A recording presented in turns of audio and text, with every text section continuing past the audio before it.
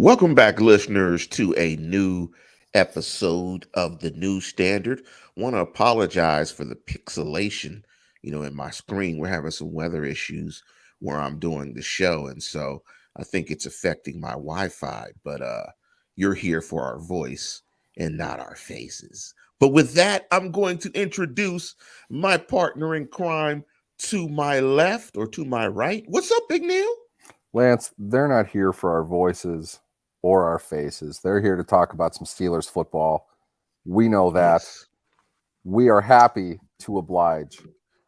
As Yes, always, we it's are. fantastic to be here. I want to hear you complain more about the weather, though. I love it when you people complain about the weather. Hey You, man, we you we hey coastal elite. hey hey coastal elite. Okay. It's it's late for me right now. I don't even know Co- what that meant. Coastal elite. All right. All right. All right. I mean, I didn't choose to live in Siberia. No, that Siberia, is true. That is true. Siberia East, I guess. I guess Siberia, you're well, west, I think, right? yeah, you're west of Siberia, I guess. Yeah. But anyway, let me throw something out at you real quick, and let me get your thoughts on this. Mm-hmm. And this is according to the Athletic, and this might put to right some of those rumors about the Pittsburgh Steelers being tight with the wallet. It says the following. This is according to the Athletic. The Steelers spent 84.7 million on outside free agents in a week and approximately 140.5 million when you include re-signing their own players. This is from a team that prides itself on drafting, developing, and re-signing its own while using the free agent market to supplement the roster when applicable. And before I get your thoughts on that, I do want to say you can check out the program, do a search for YouTube, The New Standard, and Lance Williams or Neil Coulong, or go to your podcast feeder, do a search for the show. Please like and subscribe. You've been seeing me doing a lot of shorts. I hope you like the shorts. That's a way for me getting the show out there a little bit, hitting you with some quick takes real fast, 15 seconds. So hopefully you guys like those. Neil, what's your thoughts on the amount of money that the Steelers have spent early in free agency? I think that the context of that statement is as misleading as the Yeah, constant suggestion that the Steelers don't spend money. The Steelers are and have been roughly 95% of the cap in spending for ever. decades. Yes. It's not a question of them not spending. The question of what they're spending on is a matter of some debate. They have signed free agents in the past. That's not unusual. When you don't draft well, you're going to sign free agents. That's kind of what tends to happen because the teams that don't draft well don't re-sign their players, so they have cash and cap to spend on free agents, which they need to field a competitive team. That's not to say the Steelers don't have a competitive team or are in that group, but let's be honest. You all watched Kevin Dotson play last year. Was that a guy you really wanted to come back if you had the opportunity to improve? And we watched Probably Kendrick not so much. Green. And Yikes. unfortunately, we watched a lot of Kendrick Greene. I Yikes. was rooting for the poor man to get his basic problems fixed, and he was never going to. It was a fatal issue with him. Um, the bottom line is when you're building a roster to compete year in and year out. So this year, 2 years, 3 years, you're going to need to find success in every area that's available to you. That means you have to hit on your draft picks to a good level, which a good level is probably 4 quality players coming from a draft. You have to sign free agents. Generally, they're cheaper. For the better you do, the less money you're spending on that, but you still need to fill out your roster in some spots that draft picks don't get for Bill you. is having a And you couple need issues to. with his connection. That was me, or was that you? I think that was you. I think that was, I'm not sure. All right. Spotty. Well, But go ahead, I'll Neil. Yeah. summarize. You need to hit in every area of talent acquisition if you want to be successful over a period of time. To suggest that the Steelers just spent all this money They didn't just spend all this money. Okay, that what they're spending this year is not $84 million on the free agents. That's the total value of every contract put together. 140 that include their own players. I'm not really sure what that has to do with them spending money on new players this year. That's not really connected at all. Every team spends money. It's a $225 million salary cap. The Steelers are going to spend more money every year than they did the previous year. That's what the system is designed to do. You want to continue spending. I get the feeling I know who it is came up with that stat and thinks it's some mind-blowing thing, but it really isn't. It's not. I haven't heard that, but I'm glad that I just got to rant on it for 2 minutes. I mean, we don't have to be. It doesn't tell us anything. It's Mark Cabali. I mean, yes, I think you know. Exactly. I choose not to use names when I'm going into these things because I want to focus on the information and not. Yeah. It's it's not that it's not true, but it's like, okay, great. That's awesome. You put the car into drive. It's not doing anything substantial or unique. The fact that they have to do this does suggest they may have had some issues at some positions, and that tends to happen. You don't hit on absolutely everything. Not everything works out the way you want it to. To some degree, I think they're still paying for the pick that wasn't in Devin Bush. I think you lost a premium pick in the acquisition of Bush. And in doing that, not only that, but then you had to replace him as well. So you lost out then, losing your former first round pick for pennies on what you just had paid him, and not getting that second round pick, and then having to go find a guy who was taken in the 5th round of the draft that you took, Devin Bush, to pay him $18 million over 3 years to be your inside linebacker, and hopefully the one that Bush was supposed to be. Let's congratulate Devin Bush for his signing to, I believe, the Seattle Seahawks. He's going to try to impersonate Bobby Wagner, and I'm sure he's going to catch it way worse in Seattle when they figure out he's not Bobby Wagner. He's actually Bobby Bush. But I want to thank everybody for hopping on. And again, make sure you check out the New Standard, like and subscribe to the program. And we have some tips for some of the people on the live chat in terms of what Devin Bush should do or what Kendrick Greene should do. And this is great, Steelers freak. The pods container is at the Greene's house. And we'll talk about that. If you guys have ever moved, you've had a pods container in front of your house. I've had one in front of my house. And Double H said it as well. I hope Kendrick Greene and Dotson didn't buy houses in Pittsburgh. But we're going to talk about the construction of the offensive line. But of course, we're not going to focus on the linebacker signings on this show because the name of the program is the Steelers beef up the offensive line. And I want to jump into the first of the 2 signings, and we'll do it in terms of, contract amount. So we'll start with, and correct me if I'm wrong, Neil, in terms of the pronunciation, because I was practicing it, before we were on air. And of course, when I have to do it live, I'm going to mess it up. So the Steelers over the weekend surprised some and signed, because I think they did it on a Sunday. I think I got wind of it on Sunday, I believe. Issac Seumalo. Did I get it, Neil? I believe so. I have heard Seumalo and I've heard Seumalo, but the accent on the second syllable of that is correct.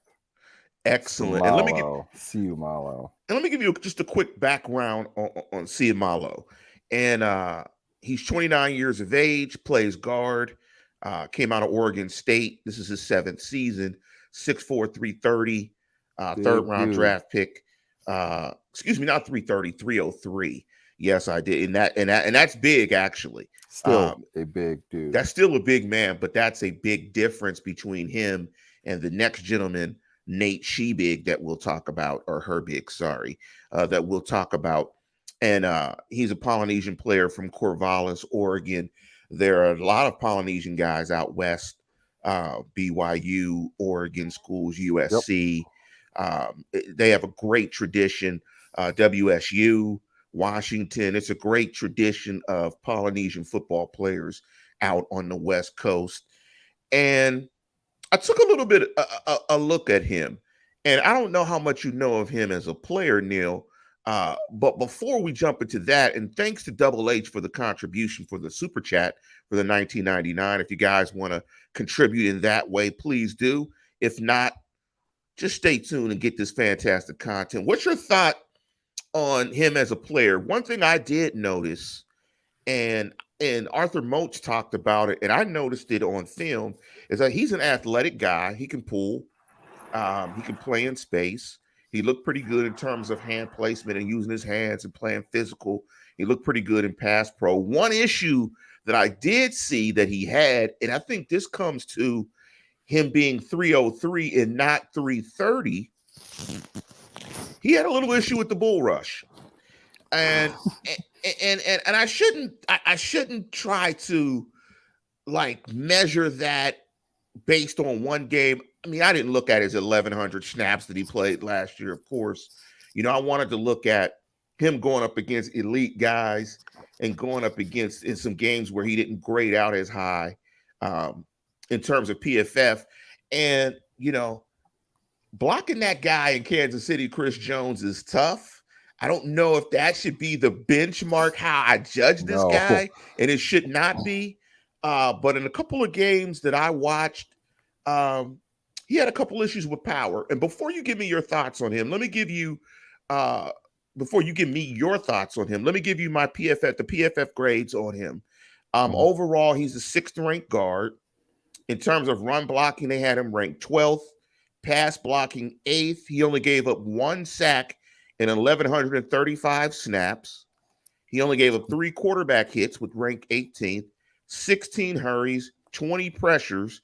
This is their own stat. Pass blocking efficiency, he was at a 98.3, which ranked 10th in terms of guards, and he only committed 6 penalties in 1,135 snaps.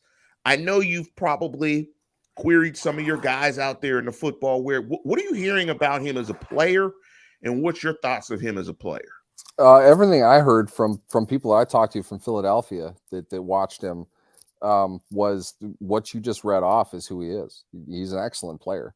It certainly had a very good season, and he's a guy who grew into the position that he ended up with. Now, you've got a great scheme over there. Philadelphia is a really good offensive team, very well coached, a lot of good pieces on that line for sure.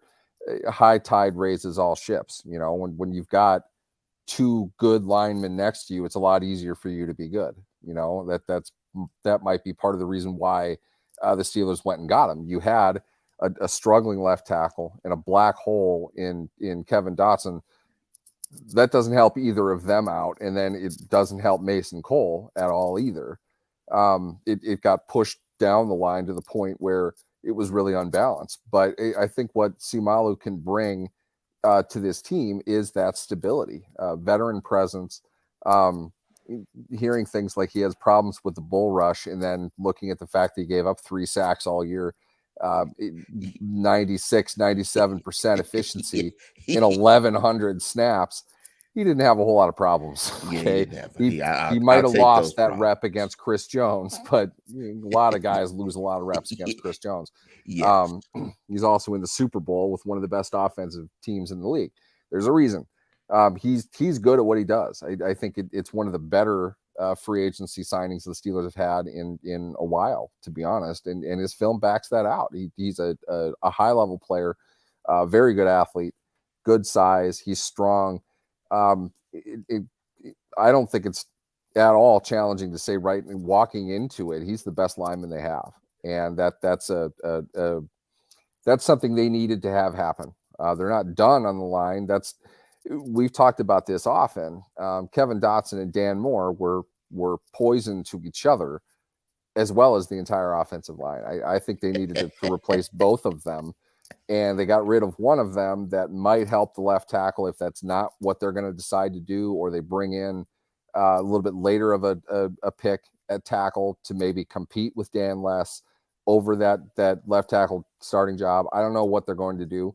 They'll let the draft decide that, I'm sure, but they're going to be much better off with a player like Isaac Seumalo again next to whoever the left tackle is, compared to where they were last year, where it was a complete disaster for a good chunk of the season.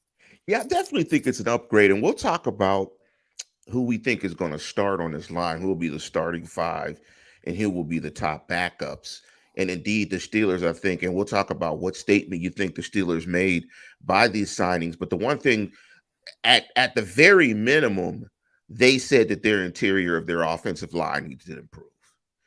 At the very minimum, now they might be saying more than that, but at the very minimum, when you go out and you sign the top free agent guard in the market, and you sign Nate Herbig, and it's no surprise that uh, their front office has knowledge of these guys. So as a fan, you should be more secure in these signings, given the connection to Weedle. And when you're talking about Herbig, you're talking about a player that's slightly different, much bigger guy, a little bit younger, 24, going into his fourth season. He's a Stanford Cardinal, unfortunately. He is from Hawaii. I don't know if he's Polynesian. Does he have Polynesian background? I don't know. I don't comment on that kind of thing. I'm not going to. He's from Hawaii.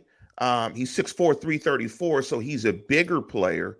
And, he does have experience with Weedle. Let me give you some of the PFF gradings for him.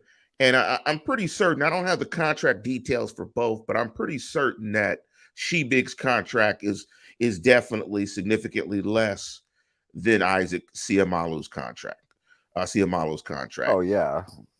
It's comparing those two, I think, is kind of pointless. One's a starter, and you don't really have Nate Herbig is not going to start over James Daniels, I wouldn't think anyway. And the financial commitment shows that. That said, when you're talking about your backup utility guard, your utility interior offensive lineman, think of like Doug Legursky, for example. Okay, they did not pay Doug Legursky the equivalent then of $4 million a season. Okay, that's a pretty hefty backup contract. To me, that's really where the interest in all this is. I think they wanted him. They wanted to have that depth, but at the same time, it's hard to see why they would have valued him as much as they did, unless, like we talked about last year with Akella Witherspoon and Levi Wallace. Remember that they wanted to keep Witherspoon. They let Witherspoon go into free agency, and they ended up signing Wallace. But then they came back and gave Witherspoon the exact same contract that they gave Wallace, which is really kind of odd. Obviously, Seumalo and Herbig didn't get the same contract, but Seumalo is one of the top players in free agency and is one of the better, if not the best, guards in the league. So if you signed Herbig to the contract you did, to me, logic tells you that they didn't think Seumalo was available. So they signed Herbig with the idea that he could have started if they needed to, but they were still shopping for a guard to see what was out there. They were able to convince Seumalo to come to Pittsburgh, and they got him signed to a much bigger deal. So now they have a very expensive, very valuable, and very talented backup. To be honest, I think we knew who Seumalo was leading into all of this. We were aware of him and how good he was. I'll be honest, I had no clue who Nate Herbig was. Never heard of him. I watched him, and to be honest with you, of the two, just set on expectations, I was really surprised. He's good. He's a solid NFL player. He's nasty. To me, I'm dancing around the obvious. I'm not saying the Steelers misled him or anything like that, but the Steelers signed him with the idea that he was going to start. There's no other way around it, because he could have been a starter. He's a starter in the NFL.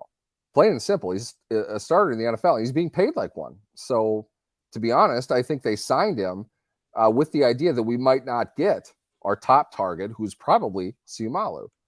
But they ended up getting both. What they do with that, I don't know. It's kind of an odd situation, because it's not like you can use him in another way. I mean, you can use him on special teams, but that's not doing anything. Could be a long snapper. Well, can he snap? I'm not sure. If I were him right now, I'd start to learn that or work on your kick step because, hey, they need a left tackle. I might have more Here's the faith in him thing. doing that. I don't know. Let me give you guys some of his PFF rankings. Overall, he ranked 42nd in terms of guards, 38th ranked run blocker, 42nd in pass blocking.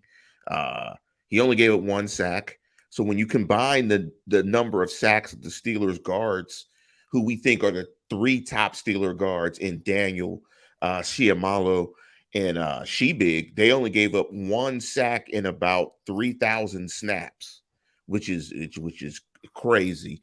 In terms of quarterback hits, he only gave up 3. The Steelers played both of those teams. Keep that in mind. Cam Hayward didn't get sacks on either of those guys. Yes. I believe. Maybe I'm wrong about that. In fact, when I watched the Philadelphia game, it was basically like Philadelphia's lineman had a day in the park, essentially.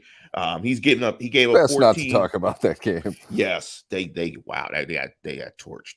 He gave up 14 hurries, 18 pressures. His pass blocking efficiency was 97.7. He gave up only 4 penalties and he played 707 snaps. In terms of the messaging, and you alluded to the fact that you think they brought him in to be a starter. Now, on one of my shorts, and I don't believe it to be true, but I'm going to give you what I think are the starters from left to right for the Steelers offensive line. Question mark at left tackle. It's going to be question mark. So you're not giving him the starting lineup. So no. It's going to be question mark because we're gonna dive into that. But it's question mark. At left guard, it's going to be the new free agent signing, Seumalo. At center, it's going to be Mason Cole. Then it's going to be Daniels, and then Chuck Okorafor. Now, I could have flip-flopped them or switched them, but is there any scenario, before you give me your 5 starters, or 4, or 3, or 2, or 1, before 3 on the line this year, that's the new plan. Before you give me your starters, does this say anything about Daniels as a starter? And what does it say about the future of Dotson and Greene? Are one of those 2 players still going to be a Steeler? What's going to happen? What does Nostradamus see in his crystal ball? Here's going off the theory that I had. I think they signed Herbig quick because they could, and they wanted to make sure they had a starter. If that isn't message enough to Kevin Dotson, I don't know what is. Somebody had said it earlier, and I'm sorry I had to laugh. The idea of getting a 4th or a 5th round pick for Kevin Dotson is hysterically funny. If there's a team right now that wants to give up a 4th round pick for Kevin Dotson, the Steelers would absolutely help him pack and move him out of town as quickly as humanly possible. He's nowhere near worth a 4th round pick. At his price tag this year, there's no way they're getting anything for him in a trade. Short of during camp, you're going to cut a guy. I know you're going to cut Kevin Dotson. Take our guy, we'll take yours. That's the only trade market for a guy like Kevin Dotson. Dotson, though, does have experience. He is noticeably a better interior offensive lineman than Kendrick Greene is. But Dotson is more expensive. Greene also has, if you want to call it this, position flexibility. Yeah, technically, he has played the position. Now, his effectiveness is another story. When you get to your backup center, you don't necessarily have a whole lot of faith anyway. So I can make arguments for either one of them. I would say this overall, while Dotson is the better player, he's the more expensive player. I'm going to guess he would be the one cut, or they would try to trade him. I think it'd be hilarious if they got a draft pick for a backup guard. I'm not sure how many times that ever happens in a season. A 9th with rounder. That, you could see either one of them going, and this is bolstered by the idea that I could see them adding another guard late, like a 6th round guard. I could see them doing that. Somebody to develop to be a backup, similar to Herbig, what they have now. They've only got Herbig for 2 years. Keep that in mind. I think Cole only has 2 years left in his contract. So to some degree, I think they will need to find some help. As far as Greene is concerned, what I would say is this: J.C. Hassenauer has outperformed Greene every opportunity that he's ever had. He's a free agent currently. I believe the rules for 2023 are such that you can still activate practice squad players up to a certain amount. Might be worth stashing Hassenauer on the practice squad to activate him if there is an injury. I think he would be the better center option for this offense rather than Kendrick Greene. So do you need Kendrick Greene at all? I don't think so, but he's cheap. So if you're going to draft somebody, he doesn't have Greene's experience. You don't know where he's going to be. Greene just might be the better guy to keep for the sake of versatility. I could go back and forth on this. I don't think it's a significant issue. I would say this: if we really get in the weeds on this, they signed a really good guard to play on the left side. And last year they got James Daniels, who's also a really good guard. Mason Cole, I think, is going to improve quite a bit with those two guys around him. And the Steelers will have a competitive interior offensive line, which I don't think they've had since Pouncey, DeCastro, and Foster. So yeah, I would agree. There's value in that, and we can just go with that. I really don't think we should give a rat's ass what they do with Kevin Dotson or Kendrick Greene. I don't think it really matters. I mean, honestly, because like you said, there's a scenario where they get rid of both of them, and you re-sign J.C. Hassenauer. Sure. I mean, that's it. You know, if you feel comfortable with him playing guard in an emergency situation, you do that as opposed to. Well, I mean, for Hassenauer, I would keep on the practice squad if Cole gets hurt. He's a better center than Greene is. And you deal with that situation if and when it comes up. As far as a backup guard, that's probably why they would keep one or the other. But, one of them is probably going to go, and I think they could just draft a fourth guard and be okay with that. I think that's a good, affordable plan for as much money now as they've invested in the guard position. You got to get cheap somewhere, and it's not going to be the Dotson is in the last year of his contract. He's owed like $2 million, something like that. They're not going to keep him for that. Not when they already have a backup guard making $4 million. Yeah. I think doesn't make any sense. Yeah, I think I wouldn't feel very secure if I were him. Let me jump into a question that we got out on the chat and from a new listener. I believe it's this new listener. Jake Wade, big up Jake. Jake asked the question: do you have any numbers on Herbig playing center or tackle? According to PFF, Herbig played 700 snaps at right guard, about 710 snaps at right guard, and they don't have him playing at any other position. Yeah, my understanding is he hasn't played either other position as a pro. I didn't dig into him in college much, but he's not a tackle. You watch him play; he's not a tackle. He's short. He's a funny dude. That's what he is. He's like I get the feeling we're gonna have some fun with that guy. They'll get him on camera as much as they can. He's just. And did you see the ice he came up there with? He has some ice on too. $9 million bet. He didn't buy that. Somebody gave it to him 10 minutes before he went on. He had some ice too. Drove his tractor to the facility or something. He said, "I love football like 100 times. I loved it." He just looked like a big old meathead that likes to hit people. He's just a hoss. Yes, that's the best way to describe Nate Herbig. Yes, and I think he'd love that if you knew what it meant. He's a very likable guy. He's a heavy dude. When he hits people, they hit. They get hit. They move. There's a lot to like with him. I would. Yeah. Yeah, he did say he would punt. Yeah, it's like you listen to that thing too. It's like he the cliche is wherever they want me, I'll do whatever coach tells me to do. They want me to punt, I'll punt. And what he said came out so weird. It was just like you couldn't tell if he was terrified to speak or just beyond excited or both. But either way, this is very, very endearing, very charming. I was getting as Robert said it. Robert Cotting said it. Nate Herbig is a big kid. Yeah. I'm gonna get a Herbig jersey, but I'm gonna change it and put she big. I'm not getting her big. I'm getting she big. That's my pronoun, she. But let me not going there either. Asked me to guess on somebody's ethnic background. Nope. Not getting into the pronoun thing either. I had to.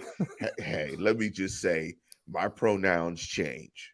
I change them every other day. I just kind of roll the dice and change them.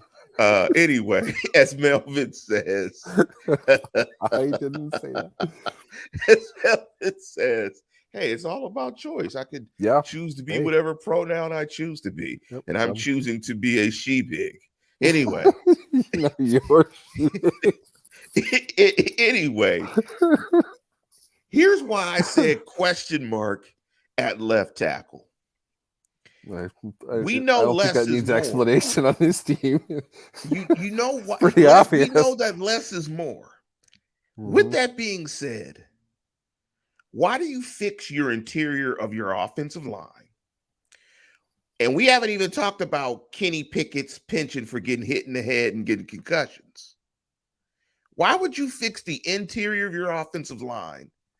Unless, I mean, they know football much better than we do. Maybe they're grading him out in a anyway. Why would you not draft your left tackle to further solidify your offensive line at the same time that you're bolstering the internal portion of your line and you're putting him next to the top free agent guard, a pro's pro who's very good, who can nurture and tutor that guy as well? Why wouldn't you bring the high pedigreed left tackle? And let me give you some numbers on Dan Less to bolster it. Let me just give you one number on Dan Less. 10 penalties. Let me give you another one.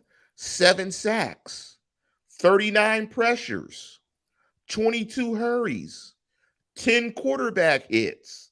Pretty much, if you looked at his stat line in terms of pass protection, if a free agent rusher had those lines, they would make 100 million guaranteed. Like if a rusher, like if Hassan Reddick or somebody had those stat lines, they'd make a whole bunch of money. He gets people paid. So let me think. So I'm gonna ask you, Neil, why not, when you're remaking this offensive line, you don't take it a step further and go ahead and get that high pedigree tackle in the first round?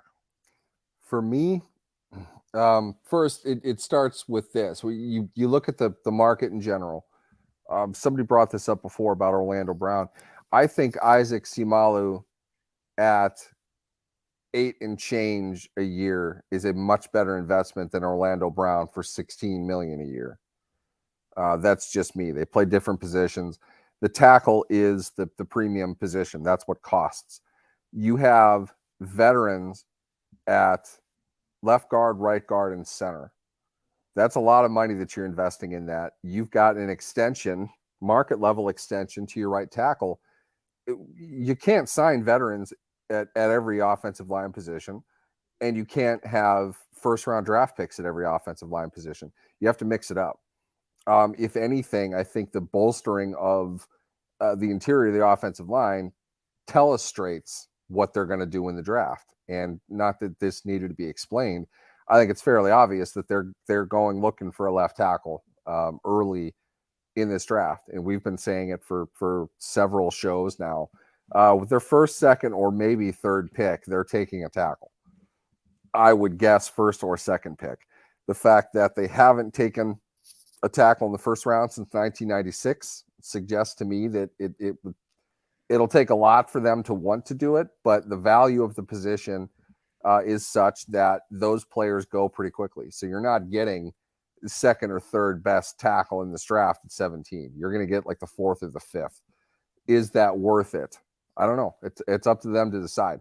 But they're going to draft a guy who's going to compete to start at left tackle in week 1 with Dan Less. And I don't like Dan Less's chances, and I don't even know who they're drafting yet. So it's the right move overall. That will be, I think, like the 8th starting transaction the team has made on their offensive line in the last 3 seasons, despite the fact that everybody says they don't do anything on their offensive line. It's the one thing they've tried to address constantly. Keep in mind the coaching changes as well. This is the first year they've had the same coach as they did the previous year since Munchak. So they're making the right moves. We hope that it works out, but it's not quite done yet. They're going to draft a tackle, in my opinion, at 17 or at 32. One of those two picks is going to be a tackle. I agree. I definitely agree, and I think it makes sense definitely because they have 3 picks in the top 50. Correct? Is that what it Yes, is? I think their second round pick is like 46 overall, something like that. You're definitely gonna get it that position drafted in those first 3. I don't know which one, like you were saying, I don't know which one they're going to take first, because of course I don't know what they think about the prospects and the players.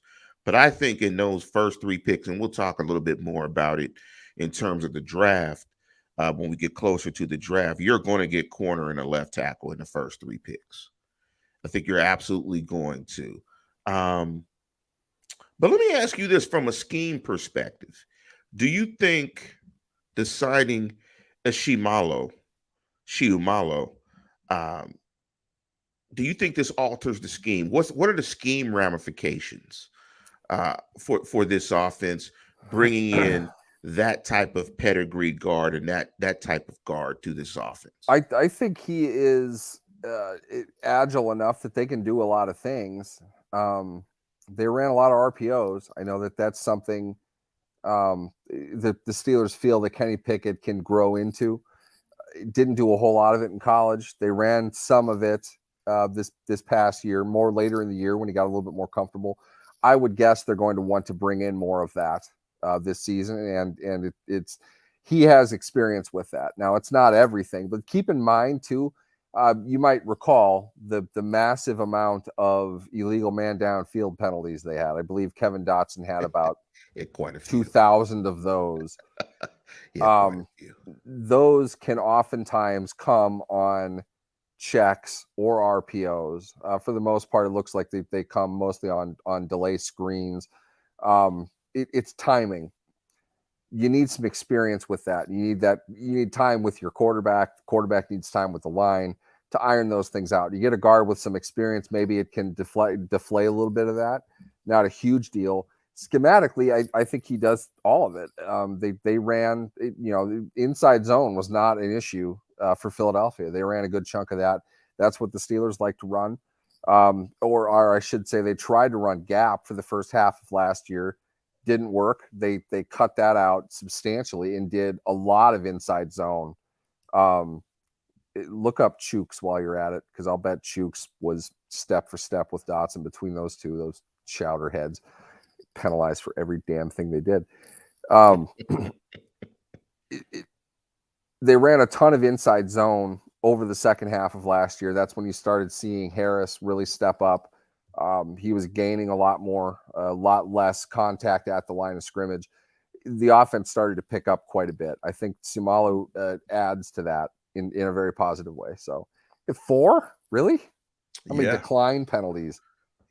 I can see. They have that on there. I feel like he got flagged a lot. He had one decline penalty. Okay. Yes. Then I'm just yelling at Dotson the whole time. Dotson had 12 penalties, 1 declined. 12 penalties. Dotson had 12 penalties.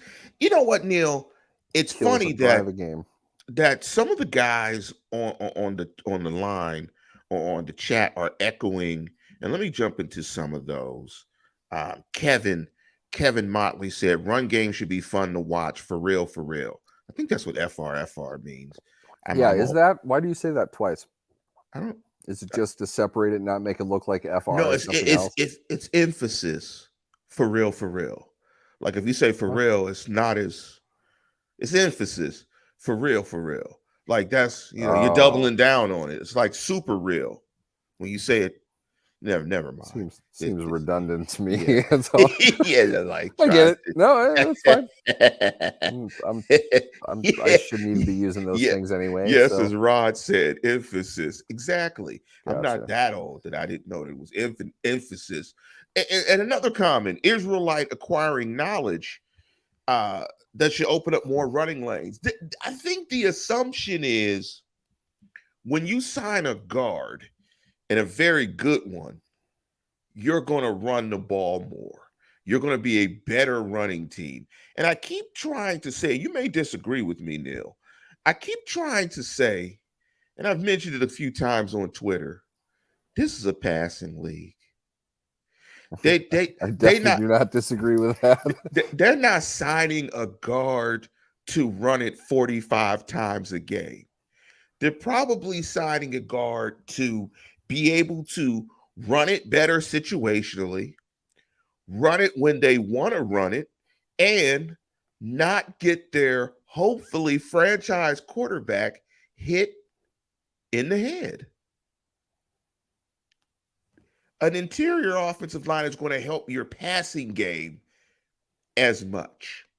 No, I totally agree with that. I would point out, though, Kenny Pickett got concussions 2 times where he was actively looking to run. Yes. He wasn't sacked in the pocket when he got hit. That's when quarterbacks tend to get hurt nowadays. It's not in the pocket nearly as much as it is outside of it. So the rules go off. You can hit the quarterbacks. They try a lot harder to hit the quarterbacks because they can. They have a score. They want to settle with them. Either way, I mean, you can't look at it as we talked about this going back to the whole, this is what the Bengals did in terms of improving their protection by adding a playmaker who's going to be open after a second and a half. When your quarterback actually wants to throw the ball in a second and a half, he's not going to get sacked very often. Joe Burrow has not gotten to that point yet. But if the Steelers don't want Kenny Pickett to get hit, they need to teach Kenny Pickett to get rid of the ball, and they need to find receivers who can get open early. That is far more important in terms of your pass protection than just the general quality of one of your offensive linemen. Getting Dan Moore out and bringing in prime Anthony Munoz is not going to prevent Kenny Pickett from ever getting hit. He's going to get hit. It's football, okay? The league does everything it possibly can to ensure quarterbacks don't get hit, and they still get hit, okay? They're going to. You can get a lot better in the ground game, like you said, Lance, when you have maulers on your offensive line. Your pass protection, though, is not entirely up to your offensive line. There's a bunch of things that go into it. You having fun, Lance? Yes, I am, Neil. I'm trying to talk while reading these comments. I'm reading these comments, and it's absolutely hilarious. I'm glad I could help, Kevin. Well, you know, this one is funny. This one is funny when the wife is trying to communicate with my AirPods volume, listening to the new standard muffles her. That's awesome. Does that make anybody else laugh? My wife is trying to communicate. It's not talk to me. It's not say something. She's trying to communicate. What an odd thing That's to do. Pretty. No, the chat. I'm sorry, Neil. Up louder. The chat was pretty funny. They were having fun with your struggle with FR. And you say it's redundant. There were some tips in here that maybe you should watch Airplane. You're saying maybe you should watch Airplane and get a master's degree on jive. Excuse me, I speak jive. I speak jive. That's great. Kareem Abdul-Jabbar's best star. No, that wasn't Kareem Abdul-Jabbar's best role. It was. He was Game of Death. No, where he kicked Bruce Lee in the chest. I'll take him as Captain Murdoch any day. I don't know. Kareem in Airplane is the best performance of an actor in of an athlete in a movie ever. Absolutely hysterical. Funny. It's still I think I saw that movie the first time when I was like 12 years old, and I was dying. I found something different to laugh at in like every generation that I ever watched it. I could watch it today and laugh even harder at it, but the constant is Kareem. He is so funny. The dialogue between him and that kid is absolutely brilliant. Yes. And speaking of that, R.I.P. Willis Reed. Really try. R.I.P. Definitely. R.I.P. Willis Reed. Corey, if you get a chance, man, post your breakdown of offensive line play. Post it in here. If you get a chance. Corey is a high school football coach, and I'm not sure if Corey coaches O-line. I know Corey is a coach for a program, I think, out in California. But R.I.P. Willis Reed, famous center from the New York Knicks, passed away today. A legend for sure. So I can't say I'm that old that I saw Willis Reed play. I would have been alive, but I have no recollection of Willis Reed playing. But RIP to Willis Reed. his memory and his family. But I'm excited about the direction that the Steelers are going in trying to address this offensive line, because I think it also tells me that they're invested in Kenny Pickett, that they're invested in his ability to possibly be a franchise player for this organization, and they want to protect him and get this offense right. Let me ask you this in terms of value.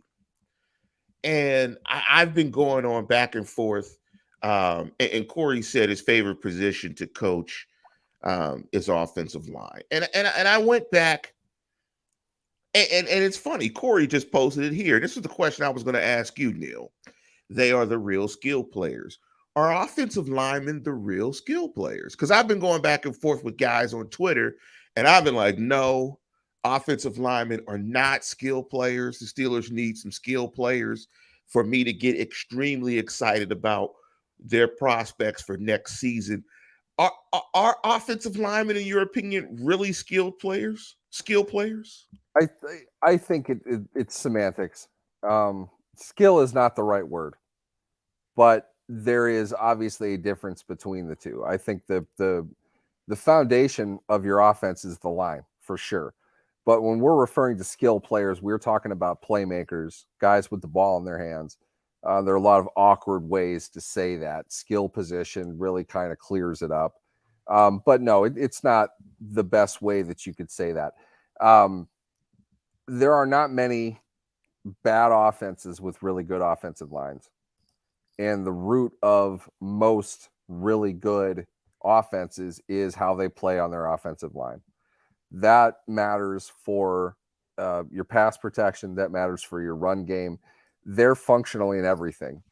In today's specialized NFL, and Corey can speak to this at the high school level, but in today's specialized NFL, the quarterback and the offensive lineman are pretty much the only guys that play 3 downs.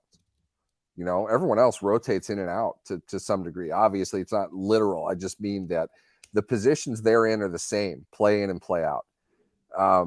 Receivers change spots. Running backs go in and out. Tight ends are on different sides, offline, inline. The constant is the line, and they're playing the same position. They're going up against defenders that are all specialized. They're all moving everywhere. They're coming in and out. So they have not just the consistency at the spot that they're at, but they're going up against probably better rested opponents who are lighter than them, faster than them, and somehow still as wide and massful as them. It's getting harder and harder along the offensive line to not be a complete freak. And I think we've talked about this before. I find it really interesting. I've talked to people about this, but offensive linemen back in the day used to be naturally 6'5", 290, 300 pounds, something like that. That's their natural frame. If anything, they're going to go up. They'll grow if you leave them to their devices. Nowadays, they go down. You know, a guy like Lane Johnson genetically is probably supposed to be 6'7", 250. He bulks up to 320 or whatever he plays at. They have to gain weight on the offensive line. That's how athletic they have to be now. And it's getting more and more important because of how freakish edge rushers are. And they're smaller. So offensive linemen have to be everything for everybody. They have to be really long. They have to be bulky enough that they can move in the ground game, but they have to have those feet that can move with guys who are considerably more athletic than they are. Corey, I'd like you to weigh in on this. I'm of the belief the 2 best athletic positions on a team are your edge rushers, your defensive ends, your outside linebackers, and your cornerbacks. Those are your pure athletes. Offensive tackles who can move with those edge rushers, that have the feet like the edge rushers, are getting drafted in the top 5 all the time because there are very few people on earth moving at the size those guys are. They're going to draft them high, whether they're good or not. That's why the Steelers are in a spot that at 17 overall, probably not getting a very high prospect because they're all going to go. If they're super freaks, they're going to go early. They're that good. We hear about like Skoronski at Northwestern talking about him being an option at 17. There's no way in hell he's on the board at 17. No, not a chance. He might get to 12. You have to trade up for those guys. The experienced athletic ones are going to go faster and faster because of how athletic the defensive ends are. So if you want to call that, if you want to call athleticism a skill, yes, the offensive linemen have that more and more, the tackles in particular. But I think what is really being said with that is the guys with the ball. You know, like I said, there's a lot of awkward ways to say that. Guys with the ball in their hands doesn't sound very good. The skill position guys are making the plays after the catch, before the catch. They're not involved with the protection, but the foundation of your team is your offense, certainly, if not your team, is your offensive line. You know, it's funny you're talking about 3 downs and playing downs and a number of snaps. When you add up the snaps of Dan Less, Seumalo, Cole, Daniels, Chucks or Chooks, Dotson, and Sheebig, it's about 7,500 snaps. I mean, the Steelers starters last year averaged about 1,100 snaps. I mean, that is a ton of snaps of football. So when you're talking about foundation, they're absolutely your foundation. They're going to play a majority of your snaps, and you can't do anything offensively consistently unless those guys play well. And just speaking to the athleticism of offensive tackles, when you were talking about it, Neil, offensive tackles, edge rushers, and corners. I used to play basketball with Tariq Glenn, former left tackle, the Indianapolis Colts. I bet he And kicked your ass up and down the field, oh, man, up and down the court too. I mean, Big T was a different type of dude.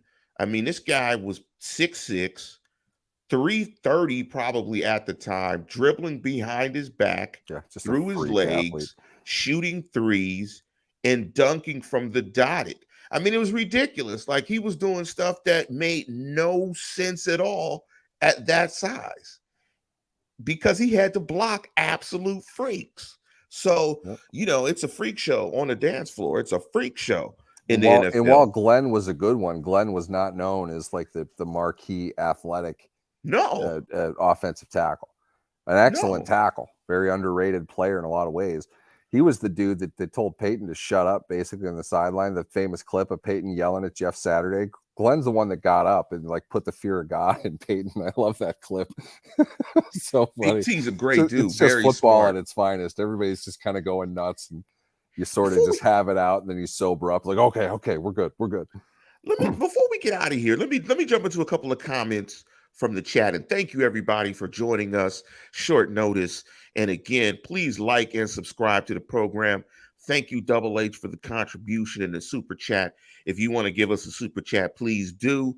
Thank you, Mel, for being, I don't even know what that type, the specials, I got to look up the special type of listener Special type that of Mel is. FR.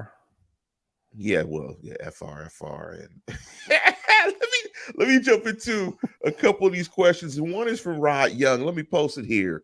And he wrote, Najee is a better runner inside the tackles. That's why these guards will have a big impact in the running game. We talk about Kenny. I'd argue that your tackles weren't very good last year. that's a big part of it too. The impact to Najee? Is there a positive impact? It definitely is.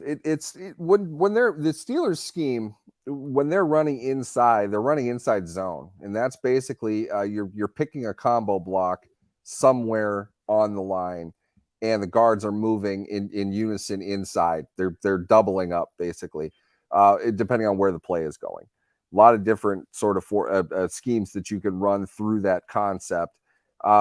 They drafted Harris to run inside zone. They've been teaching inside zone. Gap is an easier, more simplified, theoretically, scheme to run. For whatever reason, the Steelers didn't get gap well for the first half of the season, and Najee didn't read it at all. He reads inside zone much better. That all came together. So you saw him running better inside because, the guards were better. The interior offensive linemen were better. 2 of the 3 at least. Certainly better than the tackles were. Not a good year for Chooks. Dan Moore is not a good NFL tackle. Their tight ends weren't particularly consistent overall. Like I think they hoped that they would be. Get a little bit more out of Freiermuth. Good, but not dominant. and you didn't get quite as much as you would have liked to have had out of Gentry. That's an issue on the outside as well. So inside zone is what they want to run. They ran those effectively with their line. It wasn't just Najee. It's not that he can or can't make something happen. But keep in mind, contrary to popular belief, Najee Harris is not that fast. He's not a game-breaking kind of guy. He's got a long way to go to get outside. And if you don't have that elite level speed, it takes you a while. And that sets up the defense to chase you down. You don't get the opportunities to really make the plays outside if you can't run very fast, unless you have phenomenal blocking up front, which they didn't have, or phenomenal blocking on the edge, which they didn't have. So that's an area that needs to improve as well. Another reason why they need to invest in this draft in a premium pick and a tackle, and hope to get a little bit more out of their tight ends, in my opinion, next year in the ground game. I think they'll do that. It's funny that you said Chooks didn't have a good year, because when you look at PFF stats for Chooks, him and Dan Less were actually, they looked pretty much like the same player. I mean, the big difference is, of course, the penalties and the sacks given up. Chooks was a little bit better in pass pro, but when you look at the two players lined up in terms of run blocking, pass blocking, sacks, quarterback hits, hurries, pressures, penalties, and snaps, they looked very strikingly similar. But let me jump into these last two from Claude and from Mel. And this leads to, I think, Steelers Freak point. There was a comment I think Steelers Freak made earlier in the comments about 12 personnel. Let me read this from Melvin. He wrote, "Remember these conversations. What happened to the thought we used to have about no home run hitters on offense? Are we saying GP is, or are we not talking about this because of Canada?" And then Claude echoed in, "Would anyone draft the tight end Washington from Georgia with the 32nd pick?" That kid, holy cow. And I'm like, I'm telling you, like, and I've been getting laughed at on Twitter. I've wrote the Meyer kid from Notre Dame. I think that's his last name, the big tight end. Yeah. Look, I am game for any offensive stud. If they went out and drafted 3 offensive skill players in the first 3 picks, you would see me doing jumping jacks, cartwheels, but I don't think it's going to happen. But I've stopped saying it because I've said it so much. And I don't want to be disappointed when the first 3 picks are a nose tackle, an edge rusher, and a linebacker. And so I'm talking myself out of it. But I'm very much to the point of what Melvin and Claude are saying is they still need some horses. They still need some weapons and some dynamic skill players on that offensive side of football. And we don't know what we have in the rookie that didn't play last year. I mean, what's your thoughts in terms of them? Do you still foresee them getting a dynamic offensive playmaker, one way free agency or draft? Not free agency. There aren't any left that matter anyway. They have so many question marks at receiver for a variety of different reasons. I'm aware Deontay Johnson did not have a very good season last year. We've highlighted that many times. There's a couple different reasons for that. It's not all on him. He's still their best receiver, and it's not even close. George Pickens, while incredibly talented and fun to watch on a per catch basis, is not a good NFL receiver yet. He needs more work. And we knew that because he hasn't played. He did not play much at Georgia. He was there for 3 seasons, didn't play most of 2 of those seasons, and still needs refinement. There's a lot of work that he still needs to do. I'm confident in his ability to improve, to continue, to not do what Claypool did. He's going to continue to get to be better. And we'll see that more and more. But it's not like he's going to show up and start making all these highlight catches across the field. He can beat guys one-on-one. What's going to happen when they start rolling coverage toward him? Does he know how to read that? Does he know how to break that? Can he play in different spots? There's a lot he still needs to do. And he just played the most games consecutively that he pretty much has since high school. So give him a little bit of time. Johnson, we don't know where Johnson's going to be after this season. To be honest, his contract is upside down. I was just talking about this on the radio today. Big cap hit, low base salary. Both teams want that. Both sides of it want that to change. And I don't know what direction that's going to go. He could end up being cut. This might be his last year. So beyond that, though, who do you have? Anthony Miller hasn't played for you. Probably your slot receiver. I understand Steelers fans really want to make Calvin Austin out to be Tyreek Hill in the wings right now. I don't know if he's going to be that. I don't know if we've really even seen him at all. We have no idea what kind of player he is right now.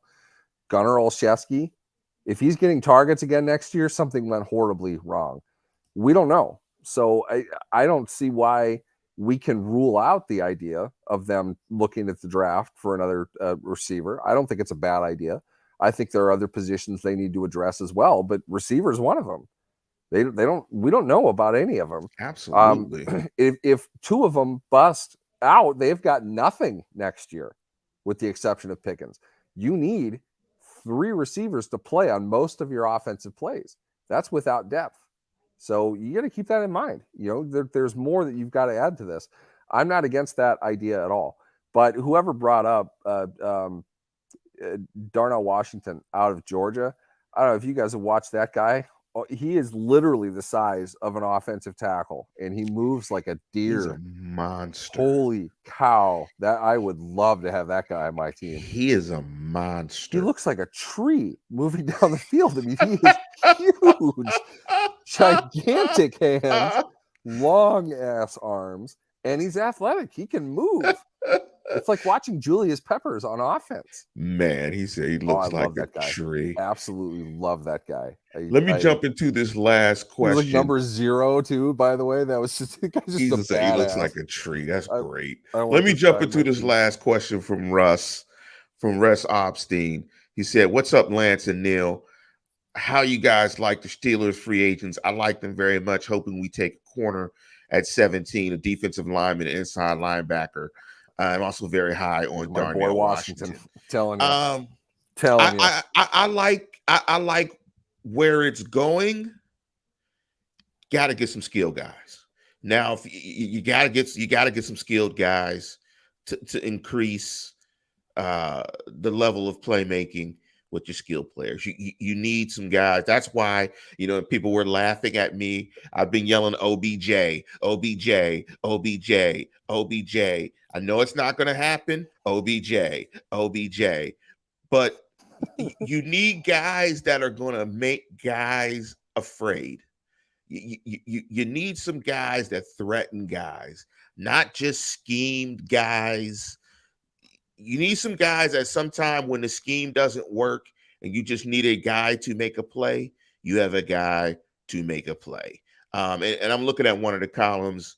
Adam Thielen is gone. Adam Thielen was signed, I think, by Carolina. You can have him. I'm not sure. If you watched Adam Thielen last year, unless you want to pay him $3 million, you can. I'm not thinking of Thielen. Let me ask you real quick before we get out of here. What about McCole Hardman? What's your thoughts on? He's a little dude, I would have thought Kansas City would want to keep him. I was kind of curious why. Well, I guess they haven't. Door's not closed, I suppose. I don't think he's going to have much of a market. I wouldn't be against that, top to bottom. You're going to need to play him inside. Doesn't have the size to be able to exist much on the outside, but you've got one outside receiver. I don't really know if they need another one. I would think, my guess, I would think the Steelers would not be interested in him unless they saw him as their full-on kick return guy. Whoever is on that list, probably after Austin, if we can assume that Austin is healthy and can make the team, he'll be on the team. Maybe he's your return guy, not hugely experienced in that space. If that's the case, they're not going to keep a guy like Hardman. They wouldn't want to. They wouldn't keep Olszewski either. So I don't think he's quite a fit. I think they've got guys like him, and he's going to be the most expensive out of them. So that's just my guess. I don't know. They play their cards really close to the vest with their receivers. Those late roster spot receivers, though, need to contribute on teams, and I'm not sure Hardman's that. Yeah, it's interesting what Russ posted that OBJ said people saying he wants 15 to 20 million a year is cap in that Hey, I mean, I we'll I see. want I want 15 to 20 million a year. If you're asking, sure. Yeah, yeah. I'll put my price at that. He's I not want, going to get that. yeah, I I want to would be imagine Beckham might want 15, 20 million, but he's going to, at best, he's going to get that over 3 years. And I don't know who's going to give him a 3-year deal. So a 2-year, 10 with the incentives up to like 15 would probably be the best market for Beckham. And he knows that. Why sign now? He might want to get with the team ahead of the draft. If he waits, though, and injury happens, he might have a bigger market that gives him more time. He can push that out so he doesn't have to go to mini camp. So he can yes, probably potentially skip training camp as well, yes, and yes, get the same money. yes. Less opportunity for him to be cut at that point too. Keep that in Ding, ding, mind. If he goes ding, to camp, he might fail. ding, ding, ding, ding, ding. So I don't think Beckham signs anytime soon. I think there are teams that would be interested in a bargain.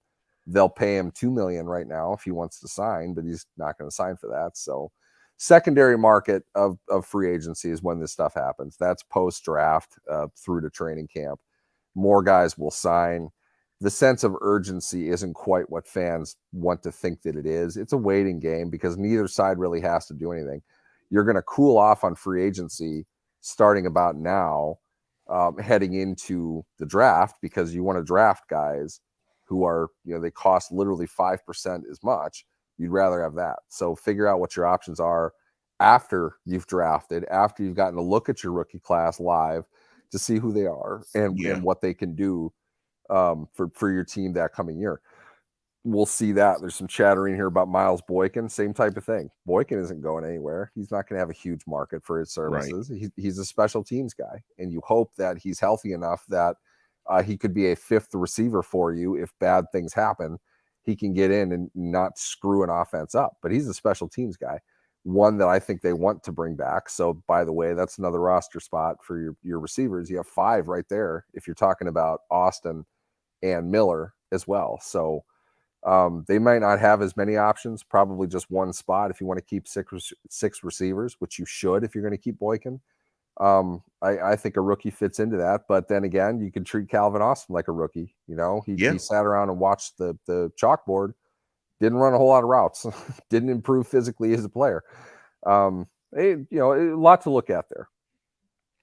well, with that, listeners, we are going to go ahead and conclude the show. We ran a little bit long, but that's great. That's the advantage of doing it today as opposed to in the morning. You guys were fired up today. You guys were absolutely hilarious. We should name our next show FRFR. But with that being said, we are going to go ahead and get off the show and put an end to this. And as always, tune in, tell a friend, and subscribe. And I think we're going to take a look at those inside linebackers on the next show and ponder what their impact to the team will be. But with that, we're going to go ahead and get out of here. And as always, go Steelers. FRFR, Lance.